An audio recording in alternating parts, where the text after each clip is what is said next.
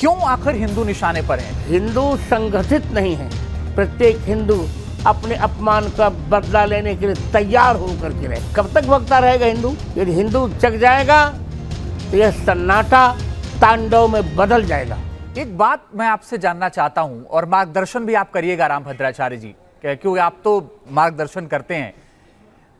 क्यों आखिर हिंदू निशाने पर हैं? चाहे मैं सिर्फ बांग्लादेश की बात नहीं कर रहा हूं, मैं बाकी जगहों की बात कर रहा हूं। एक रिपोर्ट ये कहती है अमेरिकन हिंदू फाउंडेशन की कि हर साल 2 लाख हिंदू बांग्लादेश छोड़ रहे हैं। हिंदुओं को क्यों जाना पड़ रहा है? मैं उत्तर देने जा रहा हूं। जी जी बोलिए। उत्तर दे रहा हूं। हिंदू संगठित नहीं है। हिंदुओं का स्वाभिमान नहीं जग रहा है। हिंदुओं में अनेक जातियां, अनेक पातियां, अनेक पार्टियां, इससे कमज़ोर हो गए हैं हिंदू। मैं तो यही मानता हूं कि अब हिंदुओं को जग जाना चाहिए। सभी धर्म, सभी मतभेद, मजहब भेद, संप्रदाय का भेद और उपासना पद्धति का भेद, सब कुछ छोड़कर एक हो जाना चाहिए सभी हिंदुओं को। तब हमारे हिंदुओं के स्वाभिमान की रक्षा हो पाएगी। ये कैसे हिंदू एक होंगे? क्योंकि इसकी जानकारी आपसे ज्यादा तो कोई दे ही नहीं सकता, क्योंकि आप तो सबसे ज्यादा धर्म के जानकार हैं।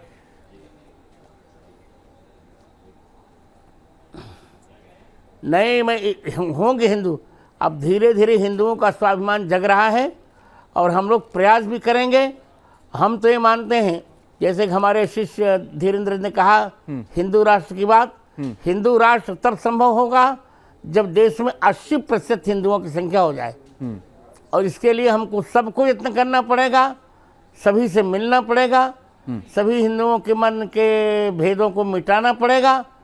एकजुट होकर हिंदू को अपने राष्ट्र के साथ साथ हिंदुत्व के स्वाभिमान की रक्षा करनी पड़ेगी।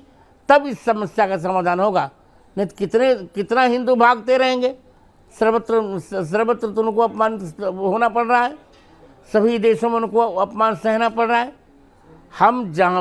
मैं भागने के पक्ष में नहीं हूँ।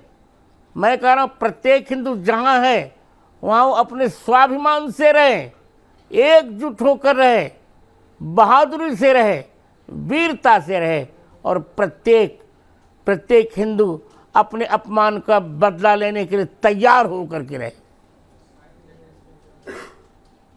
रामभद्राचार्य जी, उनको आप क्या संदेश देंगे जो गाजा में जब होता है, फिलिस्तीन में जब होता है तो बहुत बवाल करते हैं, उनको बुरा लगता है, लेकिन जब बांग्लादेश में होता है तो फिर सन्नाटा हो जाता है? उनके लिए आपका क्या संदेश है?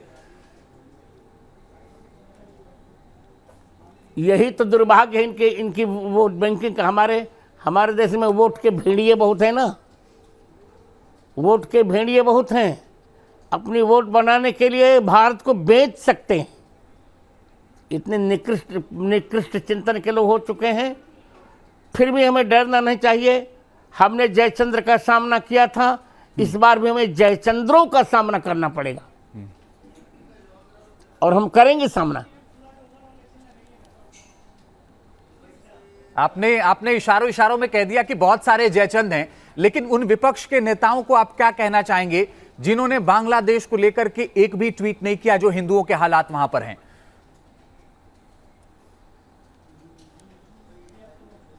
उत्तर वही दे दिया है। सब जयचंद्र हैं आजकल।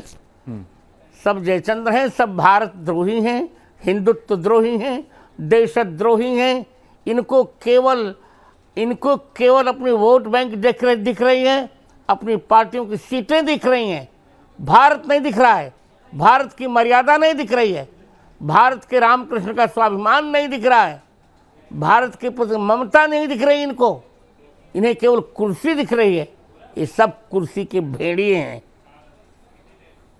न्यूज नेशन अब व्हाट्सएप पर खबरों के ताजा अपडेट के लिए न्यूज नेशन के इस QR कोड को स्कैन करें।